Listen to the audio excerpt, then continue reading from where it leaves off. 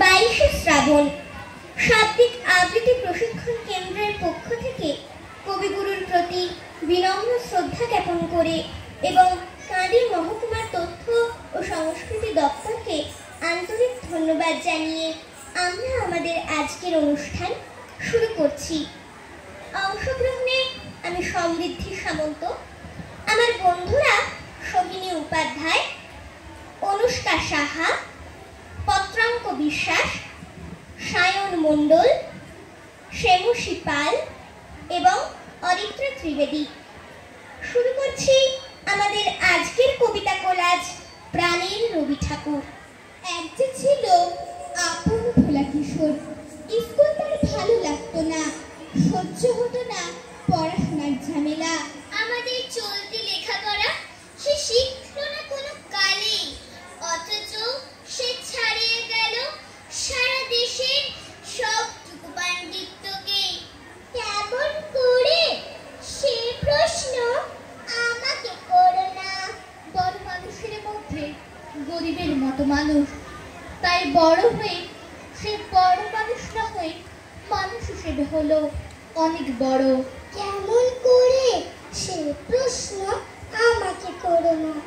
গান সাধনে বাধা আয় সে মানেনি, অথচ স্বর্গের বাগান থেকে সে চুরি করে আনলো তোমার আমার গান। কবির সে ছবি আঁকার অভ্যাস ছিল না ছোট বয়সে, অথচ শিল্পী করে সেই পেল শ্রেষ্ঠ শিল্পীদের সম্মান। কেমন করে সে প্রশ্ন আমাকে করো না।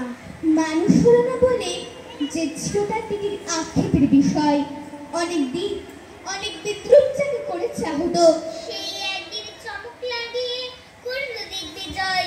কেউ তাকে বলল বিশ্বকবি, কেউ বা কবি গুরু।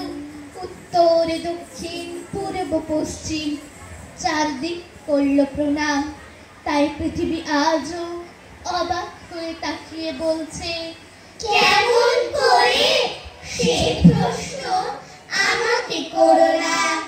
এই প্রশ্নের জবাব তোমাদের মতো আমিও খুঁজি।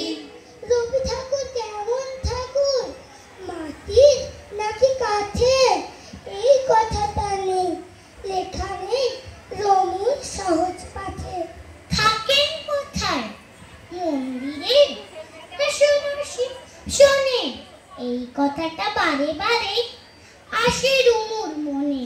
রমু কি আর জানে তিনি মানুষ এবং কবি, হয়তো ভাবে মোল্লা নাসির অথবা মৌলবী।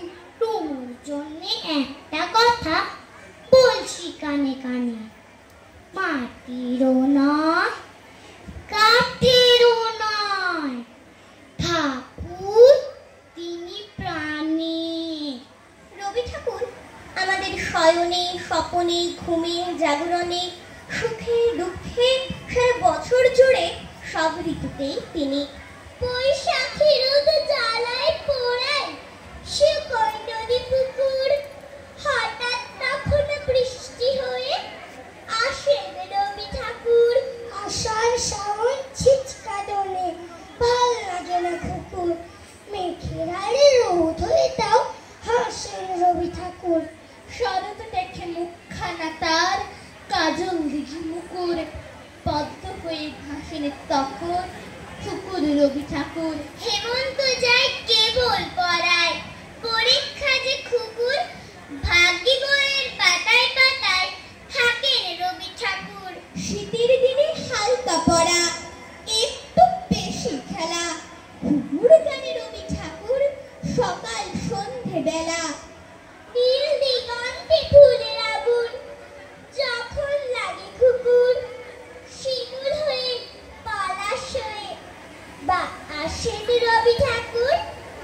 রবীন্দ্রনাথ আমাদের আবেগ, দু চোখ মেলে সামনে তাকালেই দেখতে পাই স্নিগ্ধ দু চোখে চেয়ে রয়েছেন আমাদের সহজ পাঠের কবি। জীবনে চলার পথে যখন আমরা হেরে যাই, যিনি আমাদেরকে ঘুরে দাঁড়াবার সাহস যোগান, একলা পথে হাত বাড়ালেই যাকে খুঁজে পাই, তিনি রবীন্দ্রনাথ। ছেলেটা একলা একা, পাশে তারে বটের ঝুড়ি, আকাশে রামধনু রং, ঝরে জল এসে বুড়ি। গায়েতে বইয়ের পাহাড়, বাতাসে স্বপ্ন ভাসে, বিকেলের সূর্যি মামা উকি দেয় জানলা পাশে। ওরে মন সহজ পাঠে, আধারে জোচিনা ডালা, ইশারায় ডাকছে আকাশ, দু হাতে তারার মালা। নিয়মের গণ্ডি ভেঙে শুনে সে মাঝির গলা, মন তার উদাস বাউল, জানে সে একলা চলা। সদনে তাকুর নাকুর আবেগে বাড়ায় দুহাত, দেখি যে সামনে চেয়ে আমাদের রবীন্দ্রনাথ। দেখি যে সামনে চেয়ে আমাদের রবীন্দ্রনাথ। শ্রাবণ মানে বৃষ্টি, বর্ষা বাদলের দিন, হঠাৎ করে ঝড়, আবার ঝড় থেমে গিয়ে রোদের আনাগোনা, তার সঙ্গেই রবি ঠাকুরের গান ও কবিতা। বৃষ্টি মেখে গাইতে পারি, মনের ভিতর দিচ্ছে উকি, প্রাণের প্রিয় গানগুলি সব রবীন্দ্রনাথ অভিমুখী। ছটছটে জল ঘাসের উপর, ছুটতে ছুটতে সচ্ছে পাতা, অমনি দেখি বৈশাখী ঝড়, উচ্ছ্বাসে খুব ইচ্ছে কাটা। একটু পরে সোনা রোদের মিশেল ঝুড়ি করছে খেলা, আমার মাথায় ঠিক তখনই গীতাঞ্জলি ভাষায় ভেলা।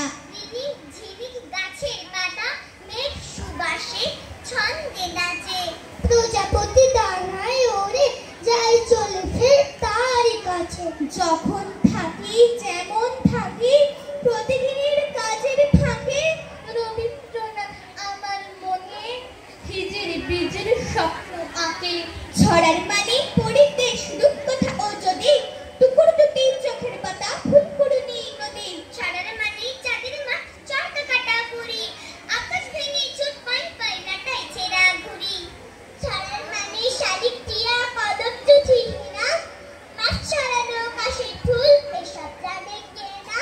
ছড়ার মানে কেউ কি জানে বৃষ্টিতে করে কাপড়? আসলে সব ছড়ার মানে রবীন্দ্রনাথ ঠাকুর।